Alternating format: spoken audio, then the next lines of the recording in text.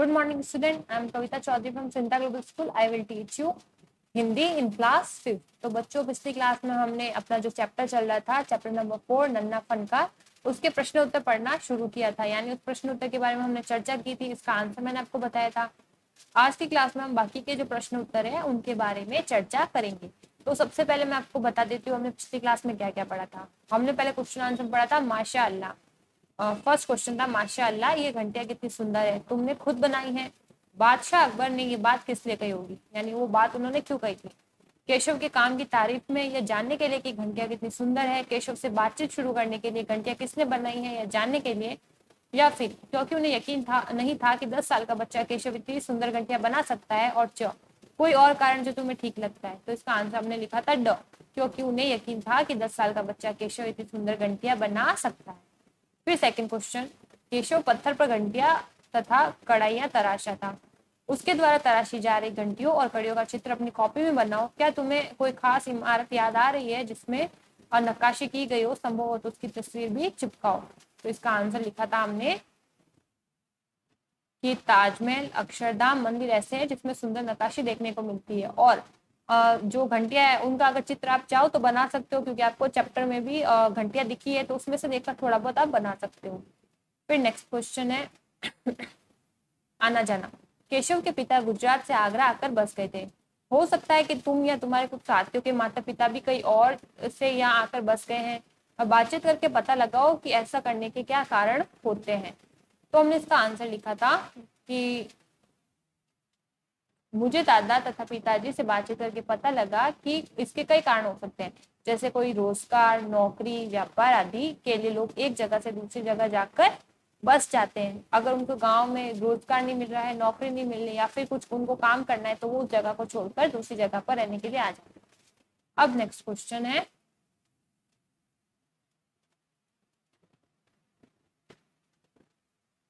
कहानी से प्रश्न 3, अकबर को पहरेदार की दखलंदाजी अच्छी क्यों नहीं लगी। तो इसका आंसर पर ने लिखा था कि अकबर एक नेक राजा था और वो अपनी प्रजा से का जो है भला चाहता था।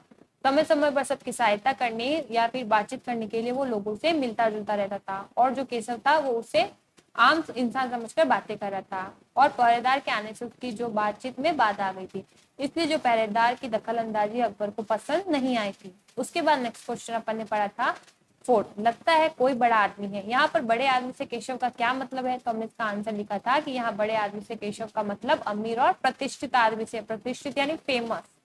उसके बाद नेक्स्ट क्वेश्चन, खरगोश किसी कातर आंखें। पशु पक्षियों से तुलना करते हुए और भी बहुत सी बातें कही जाती है, जैसे हिरन जैसी चाल, ऐसे ही कुछ उदाहरण तुम भी बनाओ। तो हमने क्या क्या लिखा था, हमने लिखा था शेर जैसी दहाड़, मोरनी जैसी गर्दन, कोयल जैसी आवाज, हाथी जैसी चाल, हिरन जैसी आंख, लोमड़ी जैसी चालाकी और कुत्ते जैसी नाक।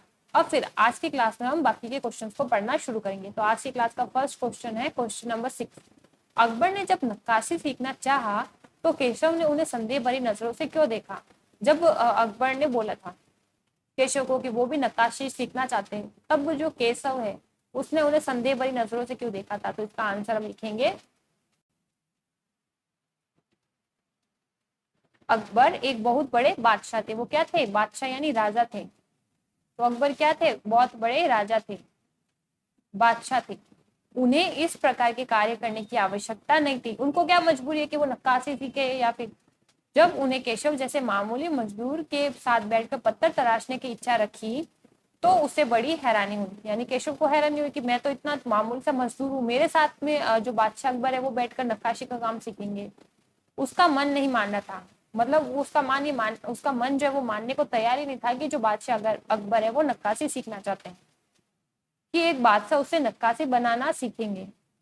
यहाँ ब न ना लिखा हुआ है, यहाँ पर बना ना लिखना है, ठीक है, वर्ड होगा बनाना सीखेंगे। इसलिए उसने उन्हें संदेह भरी नजरों से देखा। तो आंसर हो जाएगा अकबर एक बड़े बादशाह थे, उन्हें इस प्रकार के कार्य करने की आवश्यकता नहीं थी। जब उन्हें केशव जैसे मामूली मजदूर के साथ बैठकर पत्थर तराशने की इच्छा रखी तो उसे बड़ी हैरानी हुई और उनका मन नहीं मान रहा था कि एक बादशाह उससे नक्काशी बनाना सीखेंगे, इसलिए उसने उन्हें संदेह भरी नजरों से देखा। अब उसके बाद नेक्स्ट क्वेश्चन पढ़ते हैं। नेक्स्ट क्वेश्चन क्या है, 7, केशव 10 साल का है। क्या उसकी उम्र के बच्चों का इस तरह के काम से जुड़ना ठीक है? अपने उत्तर का कारण जरूर बताओ। यानी अपन ने देखा चैप्टर में एक केशव था, बच्चा था, वो नक्काशी का काम 10 साल की उम्र में कर रहा था। अब आपको बताना है कि जो केशव काम कर रहा था उसी तरह के बच्चे, 10 साल के बच्चों को इस तरह के काम से जोड़ना जो है ठीक बात है या नहीं है। फिर अगर नहीं है तो उसने बात को जो है कारण भी बताना है। आपका जो उत्तर है उसका अपन को कारण भी बताना है। तो अपन इसका आंसर लिखेंगे कि केशव अभी 10 साल का है। कितने साल का है? 10 साल का। ये इसका आंसर। केशव अभी 10 साल का है, उसकी उम्र के बच्चों का इस तरह के काम से जुड़ना ठीक नहीं है, वह बहुत छोटा है। तो केशव तो बहुत छोटा बच्चा था, पर वो काम कर रहा था, अपने पिता से सीख रहा था। इस उम्र में तो बच्चे पढ़ते लिखते हैं और केशव केवल काम करता है, यानी केशव सिर्फ काम करता था, पढ़ता नहीं था। इस तरह उसका बचपन काम में समाप्त हो जाएगा और इस तरह वह अपनी उम्र से पहले ही बड़ा हो जाएगा और अपने बचपन को पूरी तरह जी नहीं पाएगा। तो ये बात तो सही है कि जो केशव था वो 10 साल का था, उसे ये काम नहीं करना चाहिए था, पर वो अपने पिता के साथ रहकर नक्काशी का काम सीखता था और करता था। तो इसका आंसर में लिखा कि केशव तो अभी केवल 10 साल का है और उसकी उम्र के बच्चों का इस तरह से काम से जुड़ना जो है ठीक नहीं है, वो बहुत छोटा है और इस उम्र में तो बच्चे पढ़ते लिखते हैं और केशव केवल सिर्फ काम करता है। इस तरह उसका बचपन काम में समाप्त हो जाएगा, यानी वो पढ़ेगा लिखेगा नहीं और सिर्फ काम ही करता रह जाएगा और इस तरह वो अपनी उम्र से पहले ही बड़ा हो जाएगा। यानी ऐसा नहीं उसकी उम्र बड़ी हो जाएगी, यानी कि उसमें समझ बहुत पहले ही आ जाएगी। जो बच्चे का दिमाग होना चाहिए वो दिमाग नहीं होकर उसमें थोड़ा आगे का वो सोचने लगेगा और अपने बचपन को पूरी तरह जी नहीं पाएगा, इसलिए। अब नेक्स्ट क्वेश्चन है, केशव बार बार सबको सुनाता है ना। ये लाइन कहाँ आई थी? जब आप बादशाह अकबर चले गए थे और केशव सबको सुना रहा था। अब क्या सुना रहा था? केशव सबसे क्या कहता होगा? क्वेश्चन बन गया कि केशव सबसे क्या कहता होगा। कल्पना करके केशव के शब्दों में लिखो। यानी आपको, अगर आप केशव होते और बादशाह अकबर आपसे मिलते तो आप लोगों को क्या बोलते? आप कर सकते हो कल्पना, इमेजिन करके बता सकते हो। तो हम इसका आंसर लिखेंगे,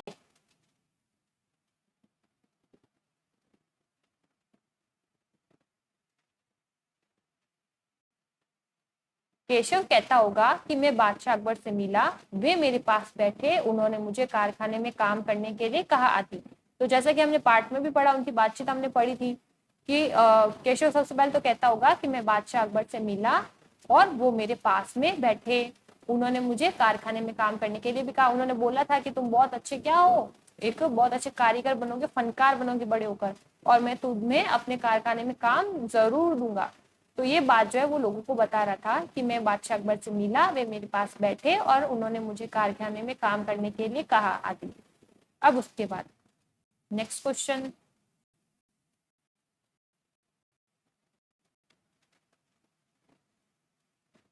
क्वेश्चन है नेक्स्ट, क्वेश्चन नंबर 9 तक तो नहीं है, 8 तक ये क्वेश्चन थे। अब उसके बाद शब्दों की निराली दुनिया। इसमें फर्स्ट क्वेश्चन है, नक्काशी जैसे किसी एक काम को चुनो। नक्काशी का काम यानी बढ़ाईगिरी, यानी सुथार का काम, जैसे वो बनाते हैं ना, दरवाजे बनाते हैं, खिड़की बनाते हैं। मिस्त्री, मिस्त्री क्या होता है? जो अपन उनके घर पे आता है, वो काम करके जाता है। या फिर कोई भी मैकेनिक का काम, या फिर मिस्त्री कौन सा हो गया? जो अपन के घर में काम करने के लिए कई बार आता है, घर से रिलेटेड कोई काम हो, जैसे अपन कोई घर बनवा रहे हैं, कोई बिल्डिंग बनवा रहे हैं, तो वहां पर मिस्त्री आता है। तो इस तरीके से जिसमें औजारों का इस्तेमाल होता हो, खास उन औजारों के नाम लिखो, उन खास औजारों के नाम और पता करके लिखो। तो ये वाला हम, और फिर सेकंड, छेनी, हथौड़ा, तराशना, खिरचे, ये सब पत्थर के काम से जुड़े शब्द हैं। लकड़ी के दुकानदार और बढ़ई से बात करके लकड़ी के काम से जुड़े शब्द इकट्ठे करो और कक्षा में उन पर सामूहिक रूप से बातचीत करो। हम कुछ शब्द यहाँ पर दे रहे हैं, जैसे आरी, आरी से क्या करते हैं? और काटते हैं लकड़ी को। रंदा, बुरादा, बुरादा क्या होता है? लकड़ी का जो पाउडर हो जाता है उसको बोलते हैं बुरादा।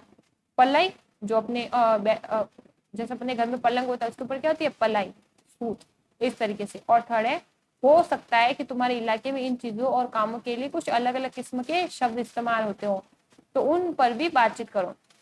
तो इसमें सिर्फ आपको क्वेश्चन नंबर जो क है वो ही करना है, क्वेश्चन नंबर ख और ग आपको नहीं करना है, ठीक है। तो इसका आंसर जो मैं आपको बता देती हूँ, इसका आंसर अपन लिखेंगे क का। क प्रश्न क्या था? नक्काशी जैसे किसी काम को चुनो, जैसे बढ़ाईगिरी मिस्त्री। इसमें औजारों का इस्तेमाल कर होता है और उन खास औजारों के बारे में उन खास औजारों के नाम और काम पता करके लिखो। यानी आरी का क्या काम होता है, इस तरीके से। तो मैं आपको दिखाती हूँ। आरी आरी का काम होता है लकड़ी काटने के लिए, यानी आरी से हम लकड़ी काटते हैं।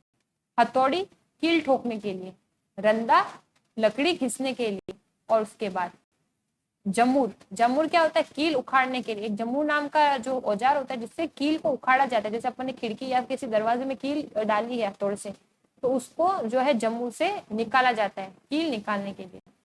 तो ये वाला क्वेश्चन में सिर्फ आपको कौन सा फर्स्ट वाला क्वेश्चन करना है, सेकंड और थर्ड क्वेश्चन यानी ख और ग वाला क्वेश्चन नहीं करना है। अब नेक्स्ट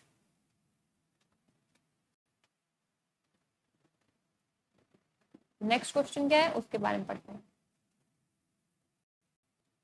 दूसरा, कटाव शब्द कट क्रिया से पैदा हुआ है।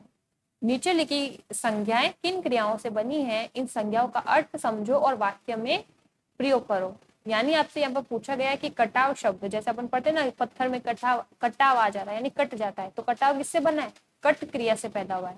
अब यहाँ पर कुछ संज्ञा शब्द लिखे हुए हैं, वो किन क्रियाओं से बने हैं, उन संज्ञाओं का जो है अर्थ भी समझना है और वाक्य में हमें प्रयोग भी करना है।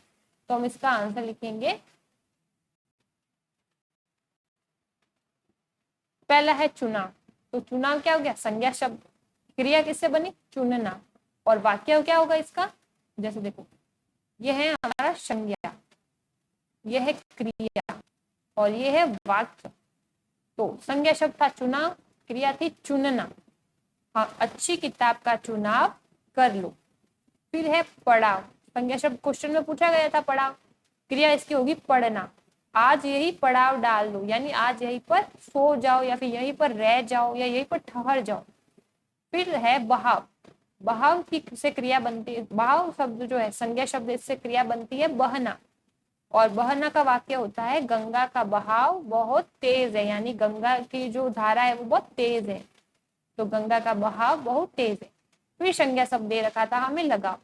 तो लगाव का होगा क्रिया शब्द लगना और वाक्य क्या होगा, उससे अपने से बहुत लगावे, उससे अपने से बहुत लगावे। तो इस तरह से आपको क्वेश्चन दे रखे थे। क्वेश्चन क्या, कटाव शब्द कट क्रिया से पैदा हुआ है और नीचे लिखी संज्ञाएं किन वाक्य क्रियाओं से बनी है, उन संज्ञा अर्थ को समझो और वाक्य में प्रयोग करो। तो चुनाव, पड़ाव, बहाव और लगाव। तो चुनाव से क्रिया बनी चुनना, वाक्य हमने लिखा अच्छी किताब का चुनाव कर लो। फिर था पड़ाव, पड़ाव से बना क्रिया शब्द पढ़ना, वाक्य बना आज यही पड़ाव डालो। फिर थर्ड क्वेश्चन है बहाव, इससे क्रिया बनी बहना और वाक्य हमने लिखा गंगा का बहाव बहुत तेज है। और संज्ञा शब्द का लगा, उससे क्रिया बनी लगना और वाक्य प्रयोग बना उससे अपने से बहुत लगावे। अब क्वेश्चन 3 क्या है, लड़के ने जल्दी जल्दी कोई प्रार्थना बुदबुदाई। अब बुदबुदाई को क्या किया गया है, नीचे रेखांकित यानी अंडरलाइन किया गया है। रेखांकित शब्द और नीचे लिखे शब्दों में क्या अंतर है, वाक्य बनाकर अंतर स्पष्ट करो। यानी बुदबुदाई बुदबुदाई में और फुसफुसाना, बड़बड़ाना और भुनभुनाना में क्या अंतर है वो हमें बताना है और उसमें जो है अंतर बताकर स्पष्ट करना है। तो इसका आंसर लिखेंगे हम फुसफुसाना। फुसफुसाना लिखेंगे तो फुसफुसाना का अर्थ होता है धीरे से कुछ बोलना, जैसे अपन क्लास में फुसफुसाते हैं यानी धीरे से बोलते हैं। वाक्य हो जाएगा हमारा, मैं यहाँ पर वाक्य लिख देती हूँ। वाक्य हो गया हमारा, गीता ने सहेली के कान में फुसफुसाया यानी धीरे से कुछ बोला। फिर है बड़बड़ाना। तो बड़बड़ाना का अर्थ होता है किसी बात को मुंह में ही बार बार बोलना, यानी वाक्य प्रयोग हो गया वह बहुत ही बड़बड़ाता है, यानी किसी बात को अपने मन ही मन में धीरे धीरे बोलता है। मुंह में, किसमें, मुंह में, मन में ही, मुंह में, किसी बात को मुंह में बार बार जो है बोलना, तो वह बहुत ही बड़बड़ता है, यानी अपने मुंह में बार बार कुछ ना कुछ बोलता है। फिर अपन को दिया था भुनभुनाना, ये था भुनभुनाना। तो भुनभुनाना का हमने लिखा गुस्से से धीरे बोलना। फिर वाक्य प्रयोग हो गया भुनभुनाना अच्छी बात नहीं है। तो आप इसको कैसे लिखोगे, भुनभुनाना के सामने लिखा गुस्से से धीरे बोला, वाक्य नीचे लिखोगे, ऐसे वाक्य हेडिंग डालोगे और उसके सामने लिखोगे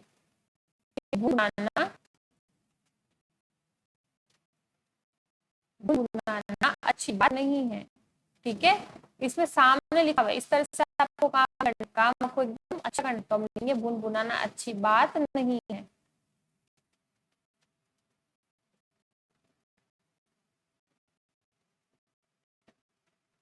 ओके, किस तरह से लिखोगे? फुसफुसाना, उसके सामने लिखोगे धीरे से बोलना, और नीचे वाक्य लिखकर लिखोगे गीता ने सहेली के कान में फुसफुसाया। फिर लिखोगे बड़बड़ाना, उसके सामने लिखोगे किसी बात को मुंह में ही बार बार बोलना, वाक्य नीचे लिखोगे वह बहुत ही बड़बड़ाता है। फिर लिखोगे भुनभुनाना, उसके सामने लिखोगे गुस्से से धीरे बोलना, और नीचे वाक्य लिखोगे भुनभुनाना अच्छी बात नहीं है। तो इस तरीके से आपको काम करना है। अब नेक्स्ट क्वेश्चन देखते हैं। नेक्स्ट क्वेश्चन है क्वेश्चन नंबर 4। बेवकूफ खड़ा क्यों है? हुजूर आला के सामने बैठने की जरूरत कैसे की तूने? झुक कर इन्हें सलाम कर। अब यहाँ पर जो है क्वेश्चन मैं आपको बुक से बताती हूँ। बेवकूफ खड़ा हो, हुजूर आला के सामने बैठने की जरूरत कैसे की तूने? झुक कर इन्हें सलाम कर। ये किसने बोला था? पहरेदार ने। अब महल के पहरेदार ने केशव से यह इसलिए कहा क्योंकि, अब आपको बताना है क्यों कहा होगा। क्योंकि बादशाह के सामने बैठे रहना उनका अपमान करने जैसा है। ख, पहरेदार यह कहकर अपनी वफादारी दिखाना चाहता था। घ, पहरेदार को बादशाह के आने का पता ही नहीं चला, इसलिए वह घबरा गया था। और घ, बादशाह का केशव के से बात करना पहरेदार को अच्छा नहीं लगा। तो इसका आंसर है पहरेदार यह कहकर अपनी वफादारी दिखाना चाहता था कि मैं आपके प्रति कितना वफादार हूँ। मैं इसको बोल रहा हूँ कि तू जो है हुजूर आला के सामने यानी राजा साहब के सामने खड़ा हो, इस तरीके से। तो वो क्यों कहा था उसने? ताकि वो अपनी वफादारी जो है बादशाह अकबर को दिखा सके। तो इसका आंसर होगा पहरेदार यह कहकर अपनी वफादारी दिखाना चाहता था। तो इस तरीके से आपके जो क्वेश्चन आंसर थे वो पूरे हो गए हैं। आज की क्लास में हमने सारे क्वेश्चन आंसर देख लिए हैं और उनके बारे में चर्चा भी कर ली है। तो इस तरीके से इसका आंसर भी यहाँ पर देखो। हाँ, पहरेदार यह कहकर अपनी वफादारी दिखाना चाहता था। तो इसका आंसर लिखना है। तो ये सारे जो भी मैंने आपको क्वेश्चंस बताए हैं वो आपको कॉपी में करने हैं, और जो क्वेश्चन मैंने आपको करने को नहीं बोला है वो क्वेश्चन आपको नहीं करने। इस चैप्टर में जो क्वेश्चन है वो थोड़े बड़े और इसके आंसर छोटे ही हैं। जैसे इसका जो अपन ने आंसर लिखा वो छोटा है, ठीक है, और थोड़े अलग टाइप के क्वेश्चन हैं। तो आज की क्लास में उम्मीद करती हूँ आपको समझ आ गई होगी क्वेश्चन आंसर किस तरीके से करने हैं, और काम एकदम कैसा करना है, नीट और क्लीन करना है। तो क्वेश्चंस बड़े हैं पर इसके आंसर क्या है, बहुत ही छोटे हैं। तो आज की क्लास में इतना ही। नेक्स्ट क्लास में हम जो है ये कहानी पढ़ेंगे, सॉरी नेक्स्ट क्लास में हम जो है चैप्टर नंबर 5 पढ़ेंगे। चैप्टर नंबर 4 पूरा हो गया। इसके पीछे ना तो कोई कहानी दे रखी है ना ही कोई कविता दे रखी है। तो नेक्स्ट क्लास में हम अगला जो चैप्टर होगा उसको पढ़ना स्टार्ट करेंगे। तो आज की क्लास में इतना ही। मिलते हैं अगली क्लास में, तब तक के लिए घर पर रहिए, सुरक्षित रहिए। धन्यवाद।